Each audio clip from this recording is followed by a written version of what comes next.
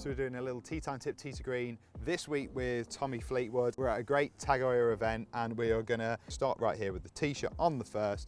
Well, it is a narrow hole, and Tommy, this is a narrow hole. There's not much fairway to see. You've got 274 to reach the bunker on the left-hand side, so you need to just thread it right at that. What's the strategy here? Yeah, well, we just discussed it, haven't we? We're just going to hit a little bottomy driver that's just going to bleed off that trap. So we're going to hit a little fairway finder. Yeah, so take us through it then. Fairway finder, which well, there's two ways. I think people talk about teeing it down a lot when they go for a fairway finder, but I've just started doing it recently, and I've started to hover the driver. I'm not a hoverer. There are people that hover the club before they hit it. I've always been one that sets it on the ground and takes it away, but hovering it effectively is teeing it down. It's just adding it. And for me, can't snatch the takeaway, and I feel like I turn a little bit shallower through the shot, and essentially, if I turn and turn, I should come out the bottom of the club a little bit more and just fade a little bit. I like it. It sounds excellent in theory. Which is my favourite shot. Yeah. It sounds great in theory, doesn't it? So, set up, we'll aim at that trap, knowing we're going to just leak it off it. Little hover, smooth takeaway. How about that? It's not too bad. We'll go and find that one. We'll go and find that one. I think it's fine. It's just past where I'd have hit it. So Tommy, I just recorded the length of that shot. Do you know how far it went the drive? What would you guess? 284. No, it was longer than that. 297. There you go. 297. Nice tee shot. Little fairway finder. Okay, we've got 147 to go, but the ball's slightly below the feet. How do we play that? Let's do a tee time tip on ball below the feet. 147. 147. Ball below feet.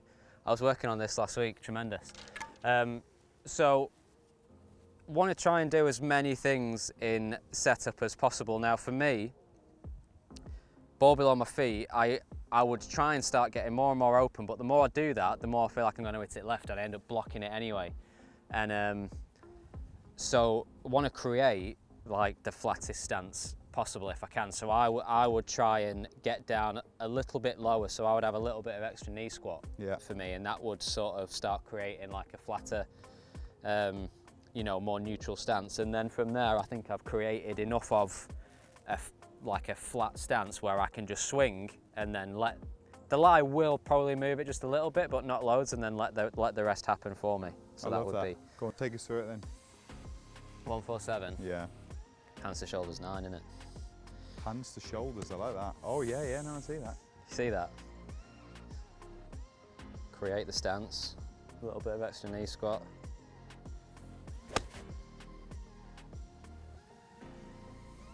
Is it going to go in? It's pretty good.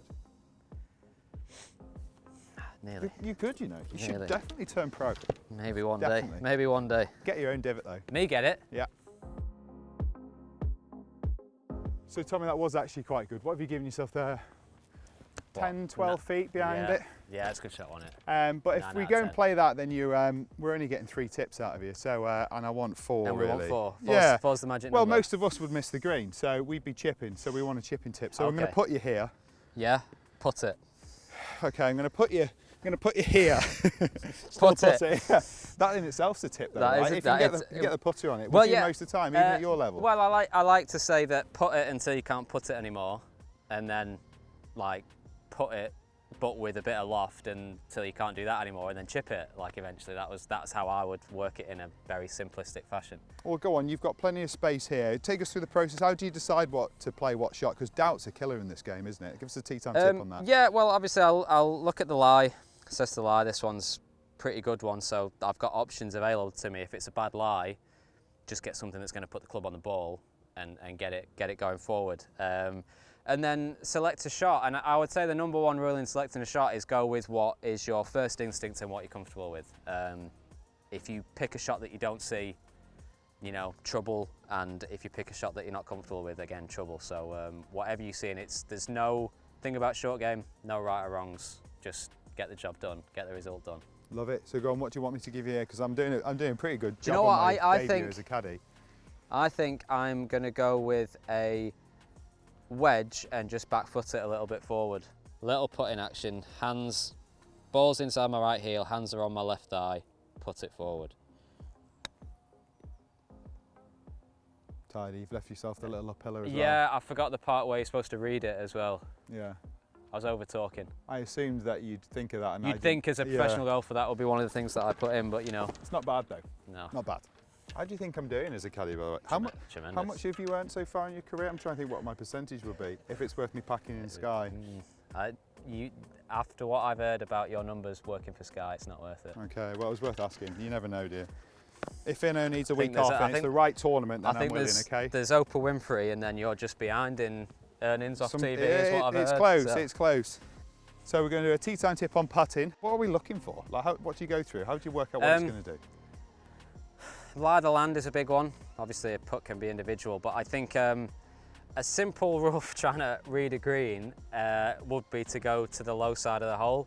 And I always think that if you were reading a book or your phone, you would want it facing you, and anything else gets harder to read. So like you wouldn't walk to the high side and then look down at it. You would want to go low side and look up, and you get to see a lot more. Yeah.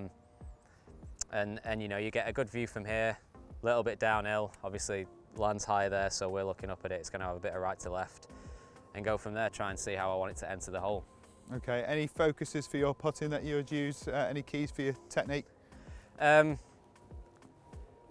Technique on putting. Obviously, I have a saw grip. I think that helps me. Takes my right hand out, which was a flaky part of my putting stroke in the past. So that was a big help. I guess know your dominant hand and know what you're comfortable with, and go from there. I like that. Yeah. Should we line? I'm going to use the line. Yeah. I'm going to use the line. Where have you got it? Have you got it like? It's 2 cups. Will this influence right my percentage if I'm wrong? Not at all. No, I just want you to give me your best shot. Where are you going with it? I feel like it's line, about. I like where the line's good. Is it? Yeah. There's dying in pace though. Obviously. I mean, that's barely dropping in. I think on that line. In terms of like, it's got to be just falling in the edge. Is it? Do you agree? You don't feel like you agree? No, I think you should do what you think's right. I like it stood over me. I like it right now.